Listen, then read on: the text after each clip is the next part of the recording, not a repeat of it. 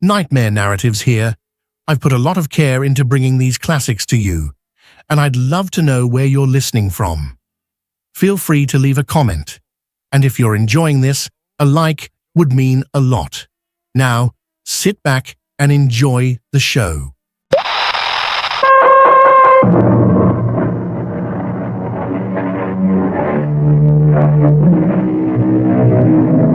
Come in. Welcome. I'm E.G. Marshall. Welcome to the wonders of your own imagination. For although I am about to tell you a horror story, it is really your imagination that will bring it to life for you. I shouldn't even say I will tell it, for it's really the story of Edward Somerset, as recounted in his private journal dated London, 1874. A truly harrowing account of what took place at Moorland Manor. Our mystery drama, The Headstrong Corpse, was written especially for the Mystery Theater by George Lothar and stars Suzanne Grossman and Gordon Gould.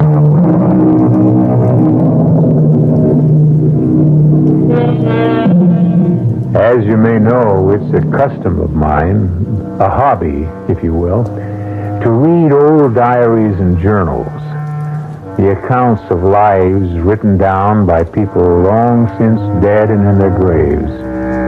Recently, I had the good fortune to come across the journal of a certain Edward Somerset, a young London lawyer, barrister, the English would say, who tells a grisly tale of what took place at Moorland Manor in the year 1874.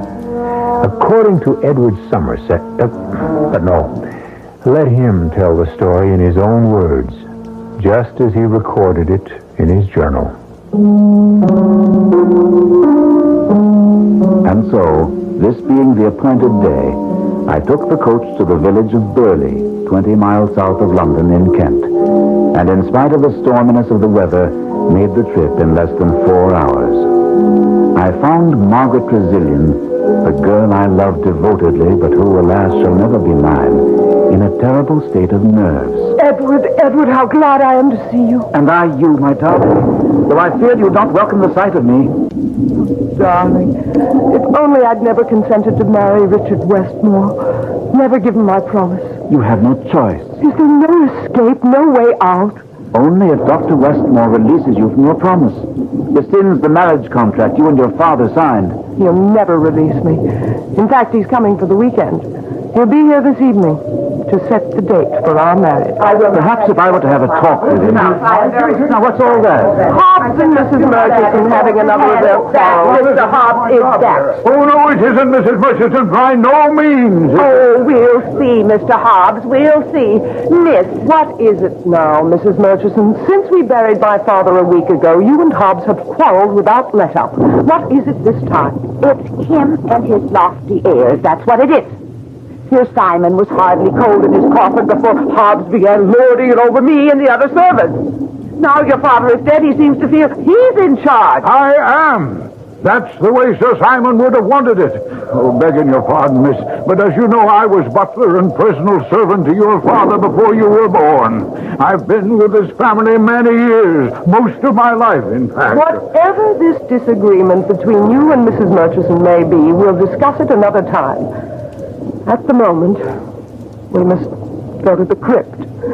Fetch a lantern so you can light the way. Well, why do you stand there? Oh, there'll be no need for me to enter the crypt, I trust. I don't believe so. Edward? No. The will merely states that the coffin was to be left open for a week and food and water left nearby. The master was always afraid of being buried alive. Deathly afraid. As many are. It's an all too common occurrence. But no, you needn't enter the crypt, Hobbs. Miss Trezilian must do that.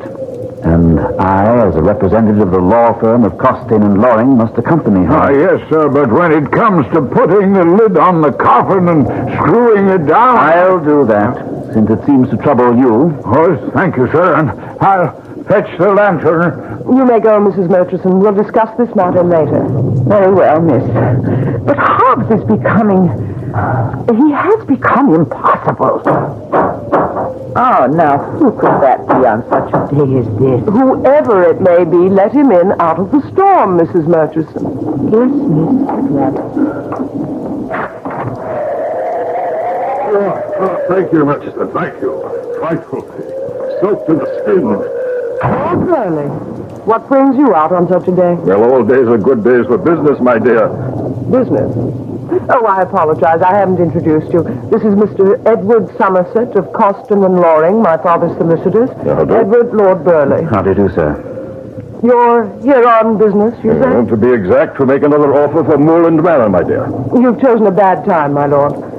Though, really, any time would be bad. As my father told you more than once, I think, Moorland is not for sale. Wrong tense, my dear. It wasn't for sale, but it is now. Or I happen to know soon will be. What gives you that idea, Lord Burley? Excuse me, Hobbs has brought the lantern, Edward. Lord Burley will have to excuse us. I had forgot. This is the day, and no doubt the time, for paying a visit to the family crypt, eh? Your father had a fear of being buried alive. Well, I'm sure you'll find him dead enough. May I ask how you happen to be so well acquainted with the private affairs of Moorland Manor? How do you know this is the day we were to visit the crypt? There's little goes on in Burley, in the county and of the village, sir, that I don't know. Good day to you, sir. And you'll be hearing from me again, Miss Tressilian. Terrible man. Certainly is. Well, Margaret, it's time. Yes. Hobbs, lead the way.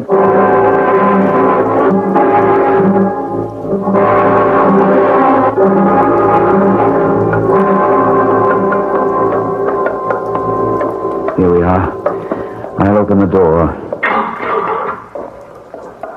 Give me the lantern, Hobbs, and wait here. Oh, yes, sir. Come, Margaret. Edward, I can't enter that awful place again. I'm afraid you must. It was your father's wish. So cold. Damp. So... There. There's the open coffin. Let me just shine the lantern inside it to be sure your father's body is still there. Yes, it is. Look, Margaret. Yes. The body is there. Go outside now. I'll put the lid on the coffin and screw it down. All right. I'll wait for you with Hobbs until you... Edward, What is it? there's something strange here. Something curious. The clothes on the body. The clothes? That isn't the suit we buried my father in. In fact, Edward... Oh, good Lord. It isn't my father's body. Now. Edward, I tell you, it isn't. You knew my father. He was much taller. And he was thin. By heaven, you're right. But this makes no sense at all. It's his head. Yes, it is. I'm going to faint. Outside, quickly. I'll join you. Miss, what is it, miss? Something horrible. Horrible. What, miss, what? I don't dare say it, Hobbs. I don't dare think it. Mr. Somerset, sir, what is it? What is it in there? The thing in the coffin, it's Sir Simon's head, but not his body. Not his body. Someone cut his head off, stole his body, and put another in its place.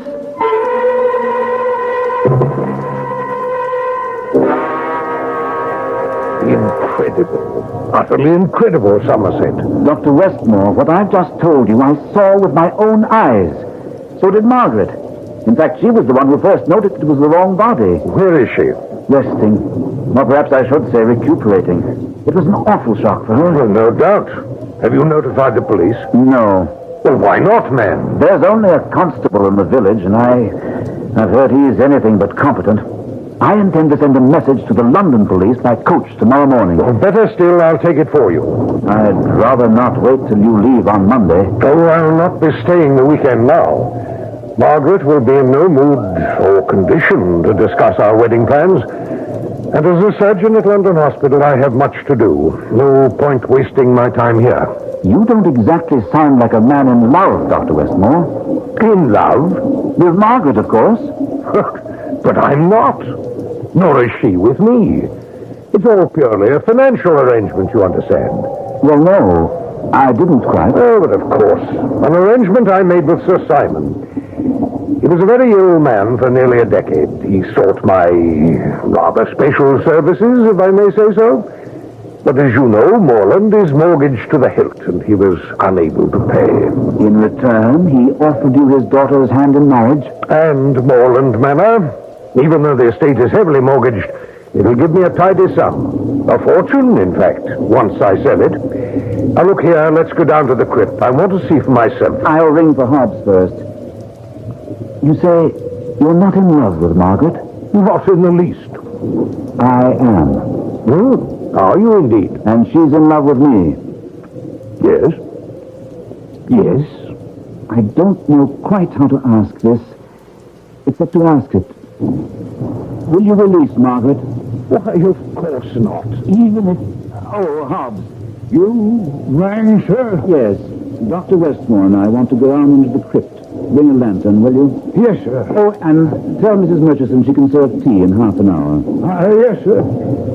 As I was saying, Doctor, even if Margaret signed over all right to Morland to you... Why should I bargain for what will be mine once we marry? And if she refuses to marry you? Well, she won't. Margaret is a woman of honor. What do you know of honor, Dr. Westmore? Now, if you mean to insult me, Somerset... I mean to give you the truth.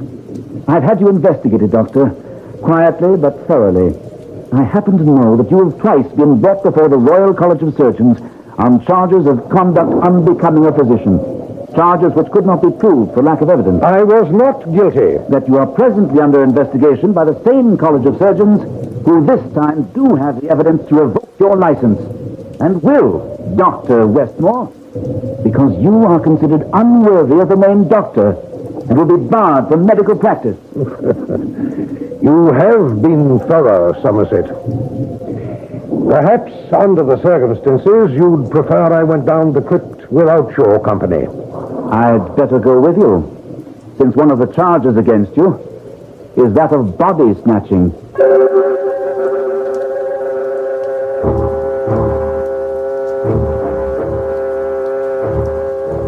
I'll take the lantern, Hobbs.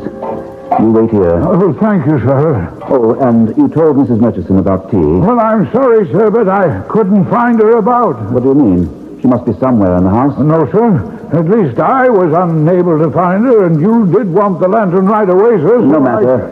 This way, Westmore. Those coffins, stacked one on top of another, their occupants have certainly been dead for years. Some of them for nearly a century. Curious. Is that Sir Simon's coffin there, the one with the lid off? Yes. And as you can see, the body isn't that of Sir Simon, but... Good Lord! What in the name of... Here, raise the lantern. Let's have some more light. You did say the head was Sir Simon's? It was. This is... It's the head of a woman. Katie. Katie? Katie Johnson. The maid. It's incredible. First, if I'm to believe you, Sir Simon's body was exchanged for another, and now his head? Is this some sort of a joke? I don't think so, Westmore. But if it is, it's the joke of someone gone mad. Stark mad.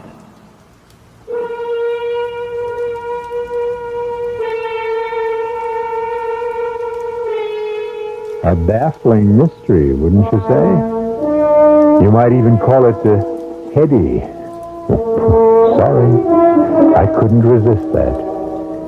Edward Somerset's Daily Journal, recording what took place later on, is even more baffling, and I'm afraid more ghastly. Most of this strange story, the body of it... There I go again. All I meant to say was, there's more to come.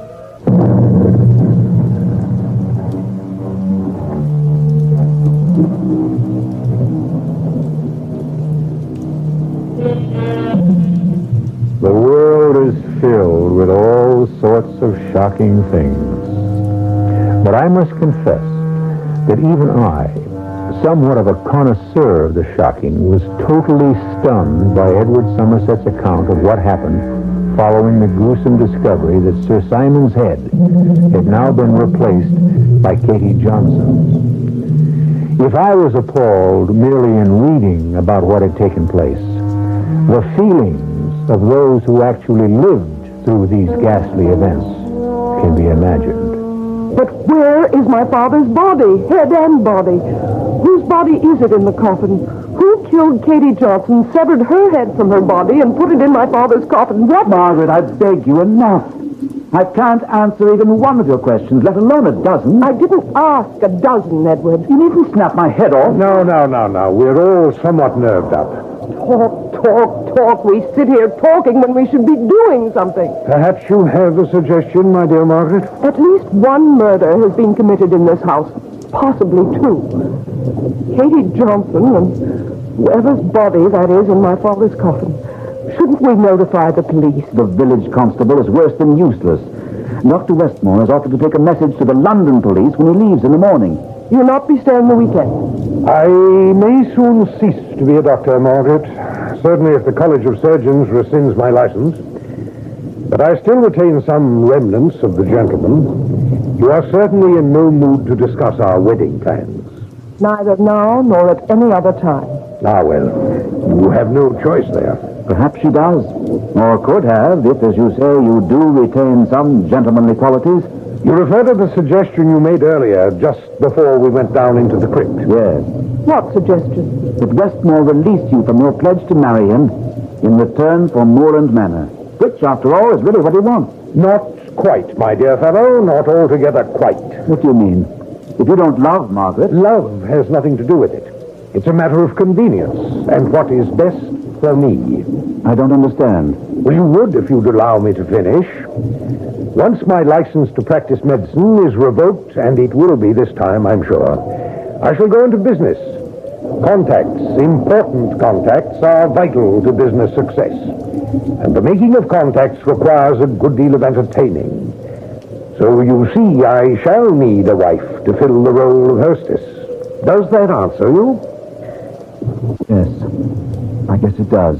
I beg your pardon, Miss Margaret. Oh, Hobbs, yes. You asked me to find out where Mrs. Murchison had got to, and I have, miss. Where did you find her? In the kitchen, sir, where she claimed she'd been all the time. Only she hasn't. Did you tell her I want to see her? Yes, miss, you did. And I came straight along. Where have you been the past hour? In the kitchen, miss. Preparing tonight's dinner. Mrs. Murchison, more than an hour ago, I asked Hobbs to let you know he wanted tea, and he couldn't find you. Well, I don't know why not, Mr. Somerset. I've been in the kitchen all that time. And as for tea, there was no need to give me an order. Tea is always served in this house at 5. Then why didn't you serve it? Too busy getting dinner, miss. I gave Katie instructions to serve it today. She never got to do it. God rest her soul. Hobbs said he couldn't find you. Not anywhere. Well, that is a lie. I have been in that kitchen the last 2 hours. Never left it once. He's lying, he is. Trying to get me into trouble. Oh, come now, Murchison. Why would Hobbs want to get you into trouble? Because I know too much about him. That's why. And he's afraid I might tell what I know. He wants to see me desist. The woman is mad. Stark mad. Am I? We have been paid no salary in this house for 6 months. Now, not that I'm complaining, miss, I'm not. But ask him how he can afford to buy the finest of vintage wines to swill down his gullet. Ask him who pays for the costly cigars he smokes. And ask him where he gets the money for the expensive suits, shoes, whatever he wears when he goes to London on his days off. Ask him. Is it true, Holmes? Why, yes, miss, I'll not deny that I enjoy good wine and a fine cigar. How do I pay for them? Why, miss, your father paid me well in the many years I served him. I was able to save considerable. And that, miss, is all there is to it. Though Mrs. Murchison would like you to think otherwise. Think what? Well, Mrs. Murchison? Nothing. I've said too much already. Now, if you'll excuse me, I have a roast cooking. 1 minute. Sir? The inside of your right arm. I just noticed when you turned. It's smeared with what looks like blood. What? Well, look at it. Oh, yes. Is it blood, Mrs. Murchison? I guess it is. Yes, preparing the roast, cutting it, I must have got a smear of blood on me. Is that how you got it, Mrs. Murchison? What do you mean, Dr. Westmore? Nothing. Nothing, Mrs. Murchison. Here I go, miss. Yes. And you too, Hobbs. Oh, yes, miss. Well, she could have got that blood on her from cutting a roast of beef. Or from cutting something else. My suspicions of Mrs. Murchison were sharply aroused. I had myself stated to Westmore that whoever was responsible for these ghoulish happenings must be mad. Stark mad. I was speculating on all this in the drawing room after dinner, paying little attention to something Margaret and Westmore were discussing, when, to the surprise of us all, Lord Burleigh was announced for the second time that day. His lordship, miss. Good evening, Mr. Zillion, Mr. Somerset, and you, Dr. Westmore. Good evening. Lord Burleigh, I thought our business had ended this afternoon. Ah, no, my dear. Business, sound business, that is, never takes no for an answer. Since I could not reason with you, I decided to ride over and, if possible, reason with your husband-to-be. To answer your look, Doctor, yes, I heard you were here. Is there anything you don't know, Lord Burleigh? Very little, very little.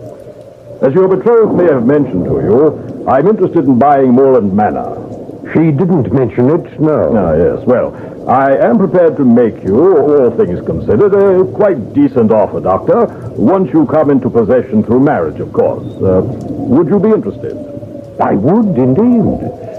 Why do you want moorland, my lord? Well, it adjoins my own estate. The 780 acres of moorland would be a welcome addition. I should think so, yes. What are you prepared to offer? £1 per acre, 780 pounds. That isn't an offer, Lord Burleigh. It's an insult. Not at all, not at all. If you look at it in the right light, Doctor, all things considered, as I said, it's really something of a compliment. As attorney for the estate, I can assure you it's worth a very great deal more than 780 pounds. Oh, can you, Mr. Somerset? Can you indeed? In your position, you must also be aware that the estate is impoverished. Yes, but that taxes are now a year in arrears. Yes, still. I know. You entertain the hope, the forlorn hope, Mr. Somerset, that through proper management, through improved land production, you might salvage the estate. I would hope that Dr. Westmore would, when he becomes owner. Well, hasn't he told you he means to sell more land within a month, perhaps less? You'd be willing to settle for shillings. What do you mean by that? I mean, quite simply, my dear, that there would be no one here to run the place for you. No servants, no farmers, no stable help, no one. Why not? Because the strange things taking place here, I refer to the occurrences in the family vault, are already known in the village, and the people are frightened. Within a few days, they will shun Moorland Manor as if it contained bubonic plague. This is impossible.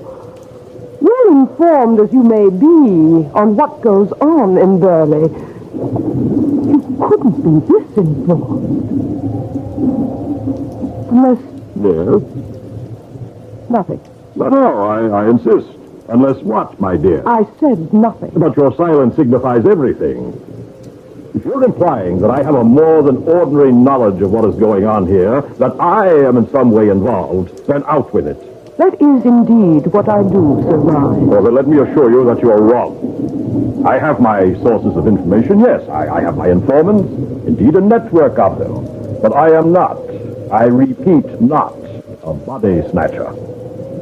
Body snatcher? Oh, good Lord, man, what do you think is behind all this? Body snatching. Oh, heaven help us, what naivete. Do you think someone is simply playing games, having some sort of ghoulish fun? You, Miss Tressilian, and you, Mr. Somerset, yes, I can understand it with you two. But Westmore, you? Do you mean to say you haven't suggested this possibility, this probability, to these two young people? Should I have? Ah, but you know better than anyone the need of bodies for dissection purposes, for the training of medical students. Medical schools will pay £10 for a fresh body, and 15, as you damn well know, sir, for a fresh head. Really? You're far more knowledgeable than I am, sir. Oh, you know nothing of it, eh?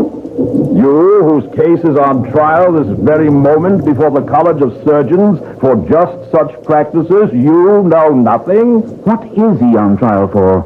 I thought it was body snatching alone. Oh, that, of course. But in the eyes of the authorities, something far more vile. Dr. Westmore is a grave robber. What? Yes, my dear. He not only snatches corpses, but robs them as well. Is this true? I own to nothing. You needn't. Your face says all. Blast you, Lord Burley. For what you've done to me these past minutes. I to you? Have you not done it to yourself, sir? Yes, heaven above help me, yes. But I had hopes. Stupidly had hopes that I might repair the damage I've done others and myself. I dared to hope that with the monies I would receive from the sale of Moorland, I might regain some reputation, some respect, some personal dignity. I ask your pardon.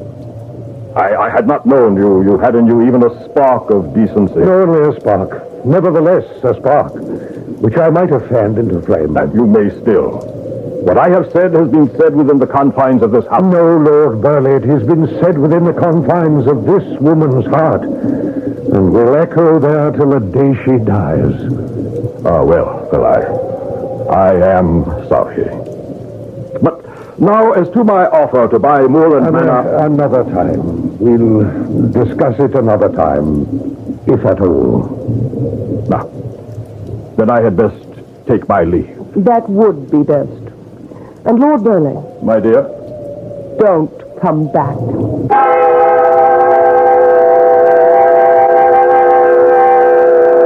The revelation of another side to Dr. Westmore's character, a good side, came as a surprise to both myself and Margaret. Unhappily, this better side of Dr. Westmore, as Margaret and I discovered in a long discussion with him following Burley's departure, by no means influenced him in releasing Margaret from her obligation to marry him.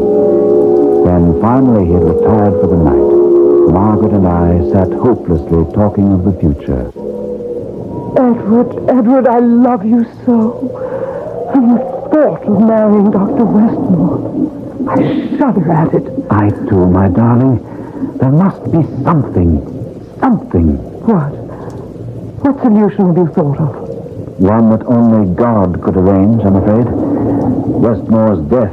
Oh, Edward. Frankly, there have been times when I've been nearly driven to arrange it myself. You mustn't say such things, Edward. Not even think them. 2 a.m. No wonder we're having such wild thoughts. We're tired. I'll say good night to you, my dearest. Edward! What in heaven's name? Mrs. Murchison! Where is she? Where are those screams? The crypt. Sound that way. Stay here. No, I'm coming with you. Here's the crypt. Don't come in, Margaret. Nonsense, Edward. What is it, Mrs. Murchison? What are you doing here in the crypt? What's happened to make you lose control? There. He's on the cross. Go and look. See for yourself. Good Lord. It was what? No, don't look, Margaret. I must.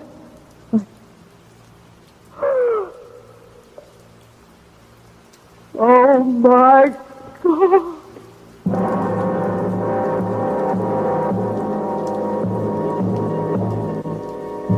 When I came to that part of Edward Somerset's journal, I could hardly wait to turn the page, to find out what new horror had taken place in the crypt. And a horror it was. A shocking horror, as you'll discover.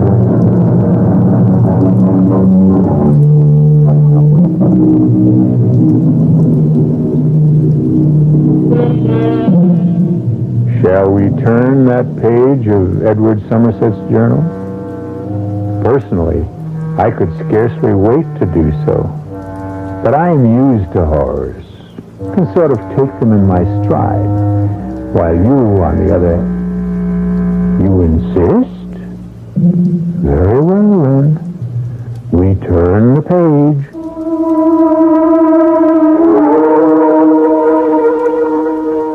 Margaret, for all her delicate beauty, is a strong woman, a woman of courage. But as she looked into her father's coffin, and the words, My God, escaped her lips, I feared she was about to faint. But she somehow managed to retain control. When I was sure she wasn't about to collapse, I turned my attention to Mrs. Murchison and said, "Pull yourself together, Mrs. Murchison." I'll try. And answer me. What are you doing here in the crypt? And at this hour of the morning? Well, answer me. I wanted to clear myself. Clear yourself? To prove my innocence. Now, last night, when you saw the blood smear on my arm, the way you looked at me, all of you, the way you talked, I could see you suspected me of doing these foul things. But what brought you here? What could you expect to prove here? I don't know. I only know I couldn't sleep. I tossed and turned, all sorts of thoughts going through my head, all sorts of needs to prove to you that your suspicions of me were unfounded. I came down here in desperation, I suppose, thinking I might find something, some clue, some bit of evidence that would give the lie to Hobbs. Instead, I found that. What do you mean, give the lie to Hobbs? Look, I was in the kitchen all the time he claims he was looking for me. The time when poor Katie was murdered. Oh, and see, that blood on my arm was from cutting the roast beef from nothing else. So you say. You don't believe me still. Why should I? We find you here in the crypt under very curious circumstances, and you expect us to believe your not very convincing story? It's the truth. I swear to you, sir, you miss. It's true. That's to be seen. The question now is, what's to be done? Edward, the police must be notified as soon as possible. Yes. Dr. Westmore was going to take a message to London tomorrow morning. Well, someone else will have to do it now. Edward? Yes? Are we dealing with a madman? I'd say what's in that coffin answers your question, Margaret. If we had found Dr. Westmore's head, just the head, I might still have some doubts, but not anymore. Not after finding Westmore's head with the lips cut off.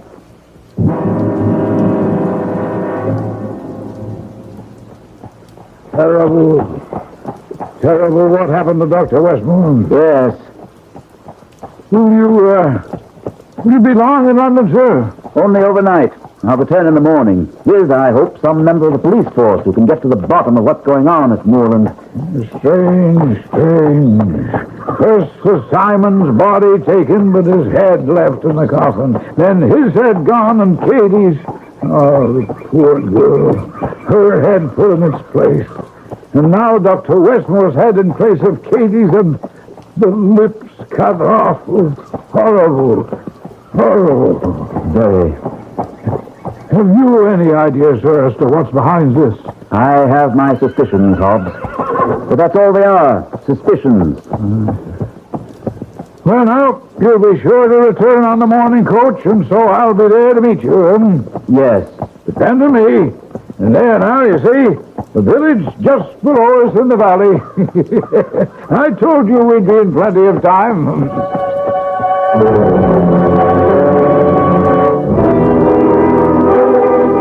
You've hardly touched your dinner, miss.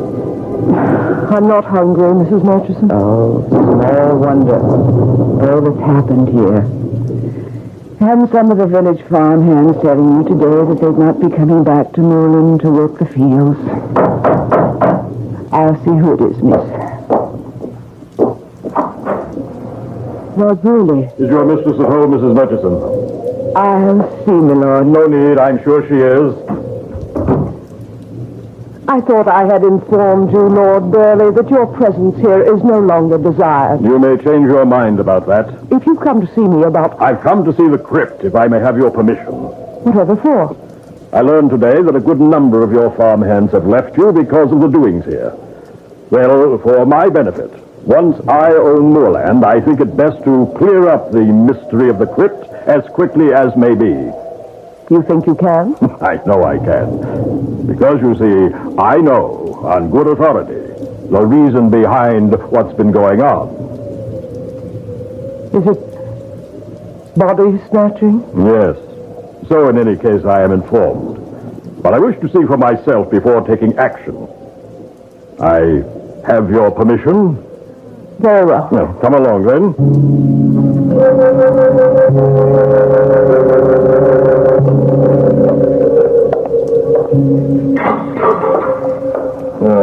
Now, first I want to look in the coffin.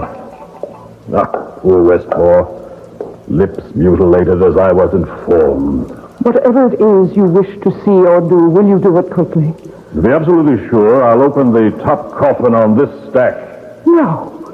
You can't do that. It's sacrilege. That's the coffin of my mother. I'm afraid it was the coffin of your mother, my dear. In truth, I'm afraid many of these coffins no longer contain their original occupants. They are now used as storage boxes for much fresher corpses. Now, with your permission, then. Yeah, so see for yourself, Margaret. Please. I'd rather not. Oh, come, you must. This once. I want you to know I speak the truth. Look.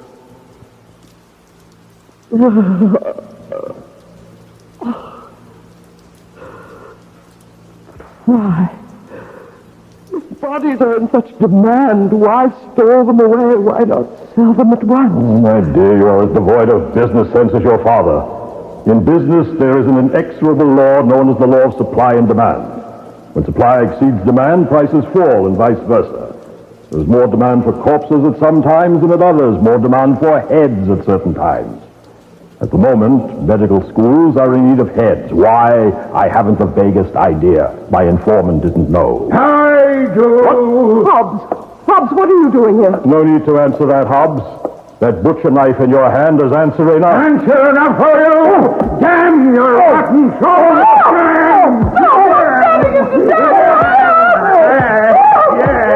May rot in hell! Eyes and ears everywhere. Nothing hidden from him. Oh, knew everything. Knew all about what was going on down here. I even knew, I'll be bound, that I am the body snatcher. You didn't know. You didn't even suspect. Mr. Somerset did. Lord Burley did. Dr. Westmore? Oh, yes, he more than suspected. He knew, because he was the one who bought what I had to sell. Westmore! He started me, but I ended him. I had to. Why? Why did you have to? He was soon to go on trial before the College of Surgeons. They have enough evidence to convict him, to break him down, and he will have told everything, including where he got the bodies, the heads, from me. Yes, from me. That's why I had to cut off his lips, so he'd never tell. Never. You're mad. Yes, that may be. The bodies, the heads. How did you transport them? The nearest medical schools are in London. I have a carriage, more a wagon in the village. And the night before, I would go to London. On my days off, I would take what I had to sell into the village and stack them away in the wagon. You thought I went to London by coach? Yeah. I never did. I always went in my wagon, taking my produce to market, to Dr. Westmore. And I never suspected. I never knew. Well, you do now. No, don't kill me, Hobbs. Please, don't kill me. I must. And cut off your lips so you can't ever say. No, please. I'll be quick. It won't hurt. Oh, yes. I've become very... Oh, Mr. Summers. You came back. I never went. But Hobbs will never know that now. Edward, darling, he was the body snatcher, and I know, dearest. I heard everything he said. But I knew the whole story before I came back from the village. You didn't go to London? I never intended to. The more I thought about it, the more it seemed that if Lord Burleigh could buy information, and he couldn't have got it any other way, then maybe if I spread the word in the village that I was willing to pay and pay handsomely, well, in any case, I did. And it worked. You learned about Hobbs? Everything. Thank God you arrived in time. I thank him not only for that, but for the future that lies ahead for us.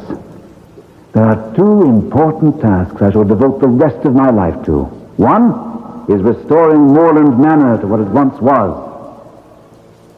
And the other? Making you the happiest woman on earth.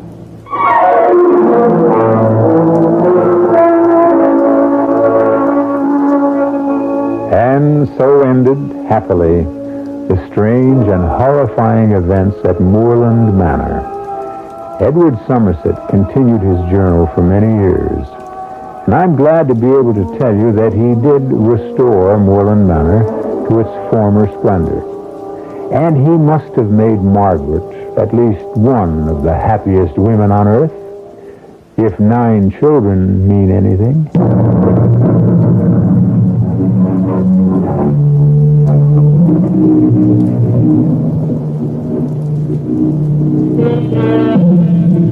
Our story took place in 1874. There are many who say the world was a better place to live in then. Maybe it was. I don't know. All of us do face many problems, many frustrations, many fears these days. But one fear we don't have now that just about everyone had then is the fear of being buried alive. At least I don't think we have. Our cast included Suzanne Grossman, Gordon Gould, Anne Petoniak, Ian Martin, Kurt Benson, and George Lothar. The entire production was under the direction of Hyman Brown. This is E.G. Marshall inviting you to return to our Mystery Theater for another adventure in the macabre. Until next time, pleasant dreams.